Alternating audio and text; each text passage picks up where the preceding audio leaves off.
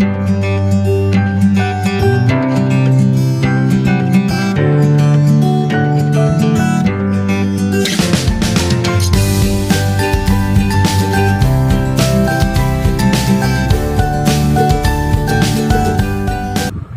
guys, welcome to Chirag's Kitchen with me Chirag Parmar.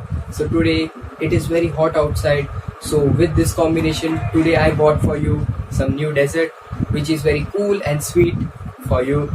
So today I am going to make milk and mango pudding, and in this specialty is today I am going to use two types of ingredients in this. If you don't have first one, so you can skip it and use another one. So first I am going to make with gelatin and second is corn flour.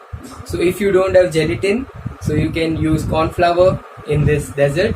So let's start making milk and mango pudding. So let's start. So our ingredients are ready. I had taken 2 cup of milk, then 2 cup of mango freshly ripe mango pulp, 1 cup of sugar for milk and half cup of sugar for mango pulp, and then for slurry I had taken 2 tablespoon of corn flour and gelatin 2 tablespoon. Then I had taken for corn flour milk to make the slurry 2 to 3 tablespoon.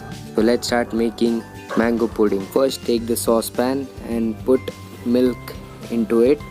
Take clear saucepan so milk should not tear. So now we have to boil the milk in one direction only. We have to stir continuously so it doesn't stick down on the layer of the saucepan. So after boiling it, you can see we have to put sugar inside the milk. Our 1 cup of sugar we have to put, and we have to stir once again with the spoon. And then now it's time for making the slurry. So we have to put milk into the corn flour and make normal consistency slurry. So no lump should be there. You can see how I am mixing. So now it's time to put the slurry into the milk. We have to put little slurry and then we have to stir in one direction only. Because of corn flour slurry, milk will set properly and pudding will take place. Then I am putting vanilla essence. If you want to put any essence you can put, or pulp for the taste. So I am putting vanilla essence and mixing. You can see the consistency. You can see the bubbles are coming up. So our milk is ready. How thickened it has become. So now we have to cool it down the milk. So after that I am using a shot glass. You can also use any small glass at your home having of glass.